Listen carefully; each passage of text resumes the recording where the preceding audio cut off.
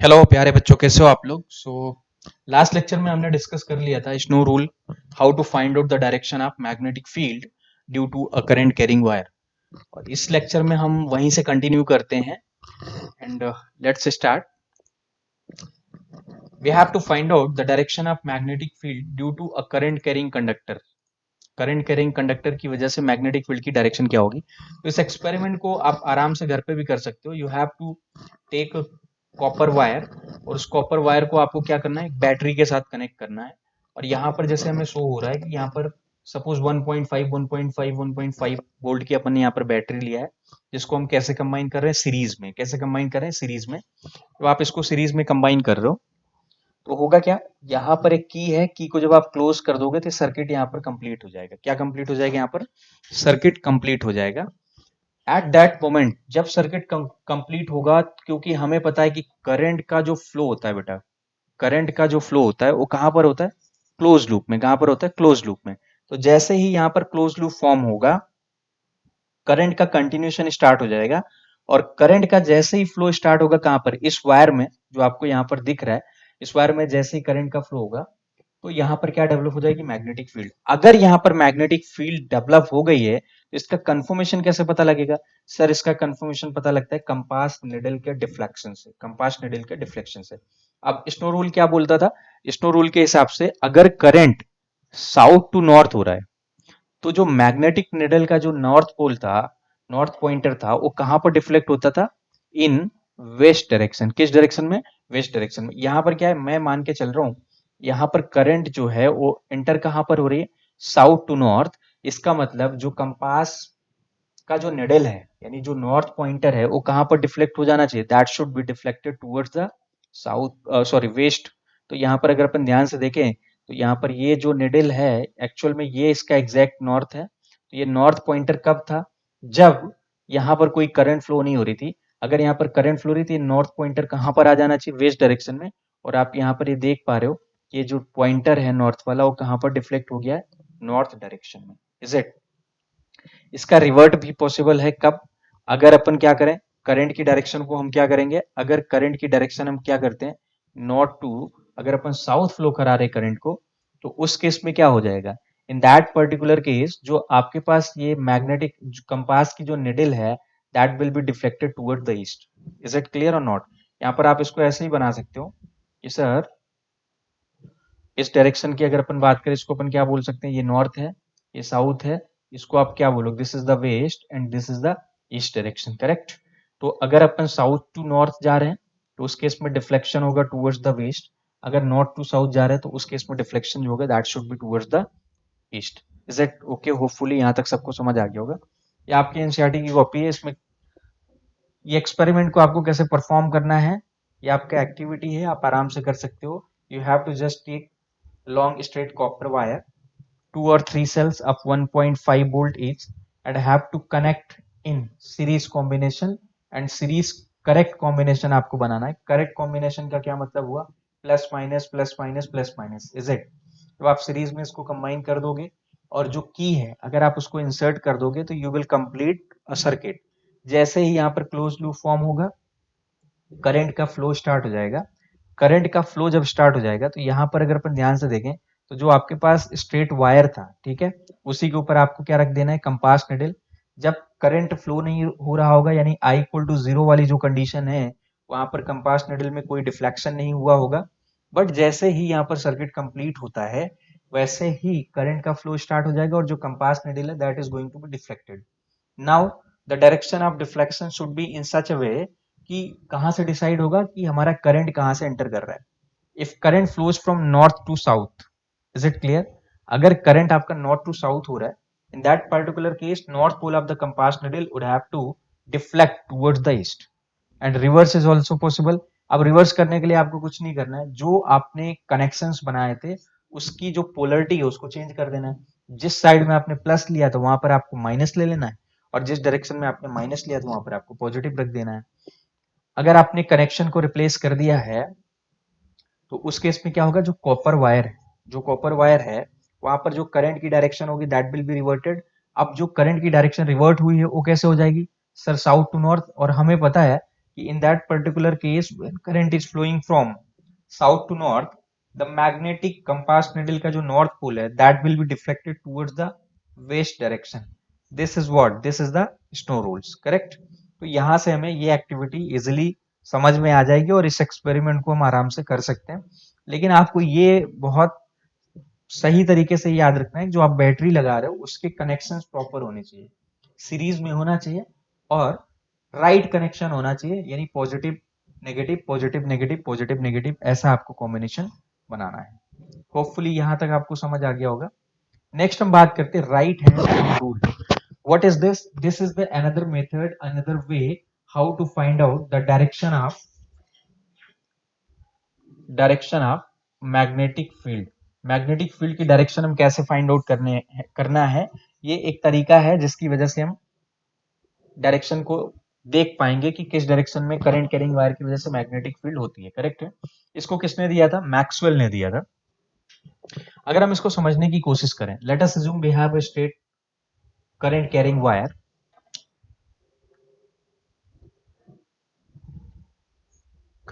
Wire, तो आपको क्या करना है, you just have to put your thumb in the direction of current.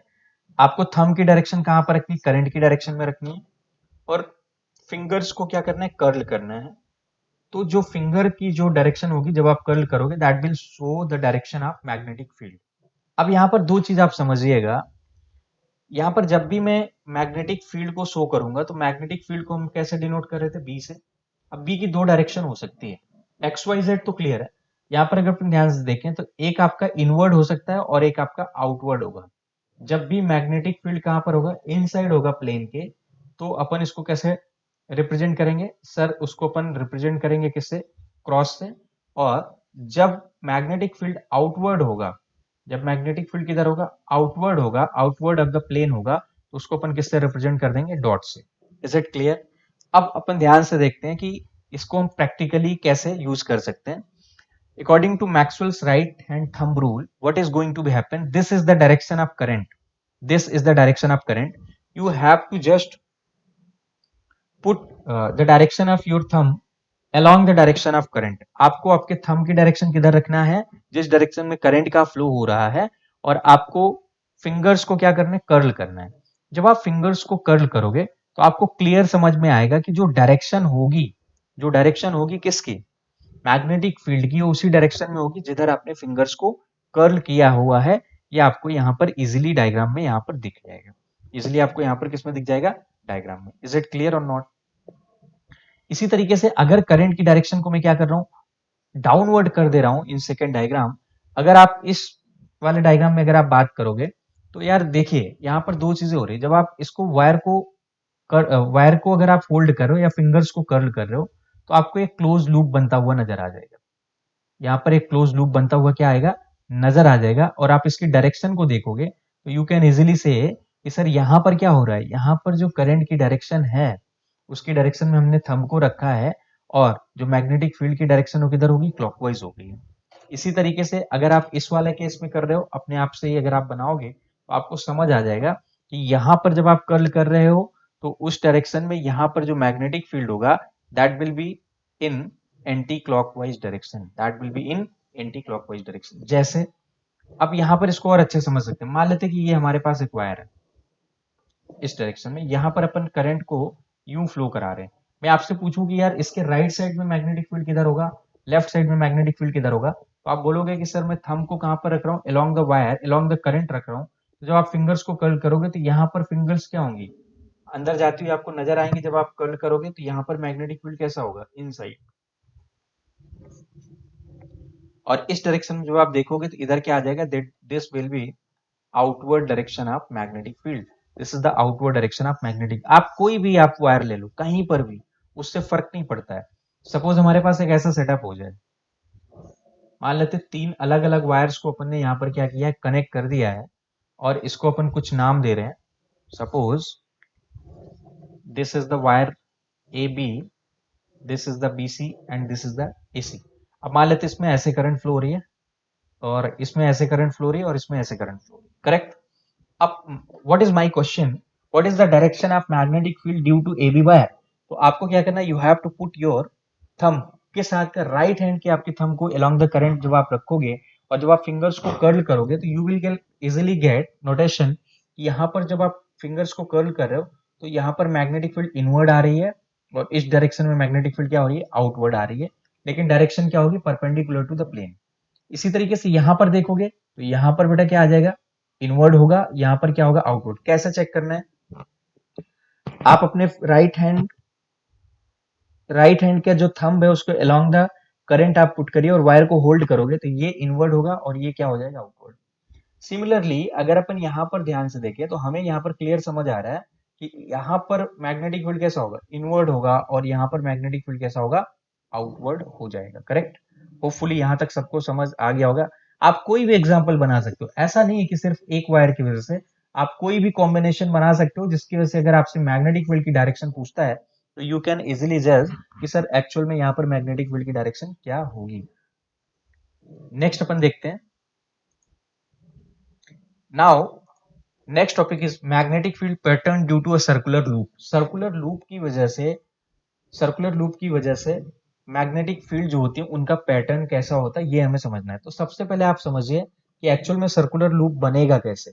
Suppose हमारे पास एक वायर है, हमारे पास क्या एक वायर है, इस वायर को मैं बेंड कर दूं तो हमें एकदम क्लियर कट समझ आ जाएगा। जब हम इस वायर को बेंड करेंगे तो हमें ऐसा एक सेमी सर्कुलर आर्क भी मिल सकता है, कोई दिक्कत वाली बात नहीं।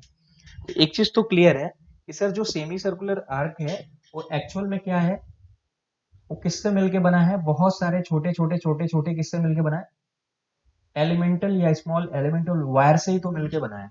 और हमें वायर का क्या पता है, वायर की वजह से, वायर में करंट अगर फ्लो हो रहा है उसकी वजह से हमें मैग्नेटिक फील्ड की डायरेक्शन पता है। इस सर्कुलर वायर की वजह से भी हम मैग्नेटिक फील्ड को फाइंड आउट कर सकते हैं without any problem. Correct, in this chapter यानी क्लास 10th के लेवल पर हमें यहाँ पर फॉर्मूला डिराइव नहीं करना है, बट हमें सिर्फ और सिर्फ क्या देखना है, मैग्नेटिक फील्ड की डायरेक्शन। तो थ्योरेटिकल एस्पेक्ट हम देखते हैं। When current is passes through the straight wire a magnetic field is produced around it, ये हमने देखा था। और जो मैग्नेटिक फील्ड बनता है वो कैसे होती है, सर्कुलर रिंग के फॉर्म में होती है, ये भी हमने देखा था लास्ट लेक्चर में। It has been found that the magnetic effect of current increases with the wire is converted into a circular loop. जब आप क्या कर रहे हो, जब आप जो आपके पास वायर है अगर आप उसको सर्कुलर लूप के फॉर्म में अगर आप क्या कर रहे हो, कन्वर्ट कर रहे हो, तो मैग्नेटिक फील्ड जो है उसका जो इफेक्ट हो क्या हो रहा है, इंक्रीज हो रहा है। उसका रीजन ये है कि आप बता सकते हो कि सर जो एक वायर है उसको अपन ने क्या किया है, इनफाइनाइट नंबर आप छोटे छोटे वायर्स में क्या कर दिया है, जोड़ के क्या बनाया, एक सर्कुलर लूप बनाया है, जिसकी वजह से मैग्नेटिक इफेक्ट जो है वो इंक्रीज हो रहा है। Magnetic field lines are circular near the current carrying loop. अगर अपन ध्यान से देखें, ये डायग्राम में भी मैं आपको दिखाऊंगा कि जहां पर करंट एंटर होगा और जहां से करंट क्या होगा, बाहर जा रहा होगा, वहां पर जो आपकी मैग्नेटिक फील्ड लाइंस है, वैसे magnetic field lines we already know कि सर उसमें सर्कुलर लूप ही फॉर्म होती है, तो ये क्लियर सर्कुलर लूप आपको नजर आ जाएगा। जैसे अभी लास्ट अगर अपन ध्यान से देखें तो लास्ट जो एग्जाम्पल हमने लिया था किसका, ट्राइंगल वाला, वहां पर हमें समझ आ रहा था कि सेंटर पर अगर उस ट्राइंगल का सेंट्रॉइड में ध्यान से देखो तो सेंट्रॉइड पर जो मैग्नेटिक फील्ड आ रही थी सब डायरेक्शन की वजह से, अगर आप देखोगे तो मैंने यही तो बनाया था कि अगर हमारे पास let us assume we have three wires जिनको हमने क्या कर दिया, यहाँ पर कनेक्ट कर दिया प्रॉपरली लाइक इक्विलेटरल ट्रायंगल, और यहाँ पर हमने ऐसा ही तो लिया था, यहाँ पर करंट ये थी, यहाँ पर ये ऐसी करंट फ्लो हो रही है, तो यहाँ पर मैग्नेटिक फील्ड सबकी वजह से इनसाइड ही था। इसका मतलब इसकी वजह से भी ऐड होगा, इसकी वजह से भी ऐड होगा, इसकी वजह से भी ऐड होगा, तो यहाँ पर सेंटर पर इसके मैग्नेटिक फील्ड की इंटेंसिटी क्या हो जाती है, सबसे ज्यादा हो जाती है। तो यहाँ पर इसी तरीके से अपन देख सकते हैं, at the centre of the circular loop the magnetic field lines are straight and intensity of magnetic field is also maximum. ठीक है, how to find out the direction, direction find out करने का तरीका यह है कि हम क्या यूज करेंगे, राइट हैंड थंब रूल। ठीक है, on each segment of the circular loop, जहां पर करंट फ्लो रही है हर एक सेगमेंट में अगर अपन right hand thumb rule use करें तो वहां पर हमें किसकी डायरेक्शन पता लग जाती है, मैग्नेटिक फील्ड की। As we move away from the concentric circle, magnetic field lines becomes bigger and bigger, और मैग्नेटिक फील्ड लाइंस के बीच में अगर स्पेसिंग बढ़ती जा रही है तो हमें पता है सर वहां पर इंटेंसिटी क्या हो जाती है, कम। या आप ऐसा ही बोल सकते हो कि सर जो मैग्नेटिक फील्ड की इंटेंसिटी है that is inversely proportional to R, यानी सेंटर से जितना दूर आप जाते जाओगे इंटेंसिटी डिक्रीज होती जाएगी। क्लियर? ये चीजें यहाँ पर लिखा भी हुआ है। डायरेक्टली जो मैग्नेटिक फील्ड की इंटेंसिटी है that is directly proportional to current passing through the circular loop. It means that B is directly proportional to I. B is inversely proportional to 1 upon R. Inversely proportional to radius of the circular loop of the wire, and the strength of magnetic field can be increased by increasing coil consisting n number of turns. अगर आप number of turns क्या करोगे, increase करोगे, तो आप बोल सकते हो कि यहाँ पर मैग्नेटिक फील्ड की जो इंटेंसिटी हो क्या हो जाएगी, बढ़ जाएगी. करेक्ट? यहाँ तक सबको समझ आ गया होगा. अब इसको अपन एक डायग्राम से समझते हैं. वो क्या रहा है, ये आपके पास ये नॉर्थ होगा. यहाँ पर देखिए ये करंट है जो एंटर हो रहा है, और यहाँ पर करंट क्या हो रहा है, बाहर की तरफ आ रहा है. ठीक है? और हमें पता है कि करंट कहाँ पर फॉर्म फ्लो होता है, एक सर्कुलर सॉरी एक क्लोज सर्किट के फॉर्म में यहाँ पर करंट का फ्लो होगा. ध्यान से देखिए, ये वो पॉइंट है जहां पर करंट क्या हो रही है, एंटर हो रहा है. हमें पता है कि मैग्नेटिक फील्ड लाइंस क्या बनाती है बेटा, मैग्नेटिक फील्ड लाइन सर बनाती है एक क्लोज लूप बनाती है सर्कुलर. अगर आप इस वाले सेगमेंट को देखते हो, और अगर आप राइट हैंड थंब रूल, इसको आप क्या मानिए, इसको आप आर्क मत मानो, अगर आप इसको स्ट्रेट लाइन मानते हो तो आप जज कर पाओगे कि मैग्नेटिक फील्ड लाइंस यहाँ पर क्या हो रही है, एंटर कर रही हो, और यहाँ से क्या हो रही होंगी, बाहर हो रही होंगी. और इसी तरीके से वायर से जितना दूर आप जाते जाओगे, मैग्नेटिक फील्ड लाइंस की जो इंटेंसिटी यानी मैग्नेटिक फील्ड की जो इंटेंसिटी वो क्या होगी, डिक्रीज होती जाएगी. जितना आप दूर जाओगे स्पेसिंग बढ़ती जाएगी. ये सेंटर है, दिस इज द सेंटर. अब आप इनसाइड पर अगर आप ध्यान से देखो, तो इसकी वजह से मैग्नेटिक फील्ड और इसकी वजह से मैग्नेटिक फील्ड, यहाँ पर इस वाले सेगमेंट और इस वाले सेगमेंट की वजह से जो मैग्नेटिक फील्ड है वो दोनों क्या हो जाएंगे, यहाँ पर ऐड हो जाएंगी. और ऐड होंगी तो यहाँ पर इंटेंसिटी क्या हो जाएगी, मैक्सिमम. और यहाँ पर सेंटर से पास होने वाली जो लाइन होगी, कर्व ना होगी, क्या बन जाती है, स्ट्रेट लाइन बन जाती है. This is the basically concept of magnetic field due to a circular arc. Is it? In next lecture we are going to discuss about the concept of DC generator. Okay, thank you.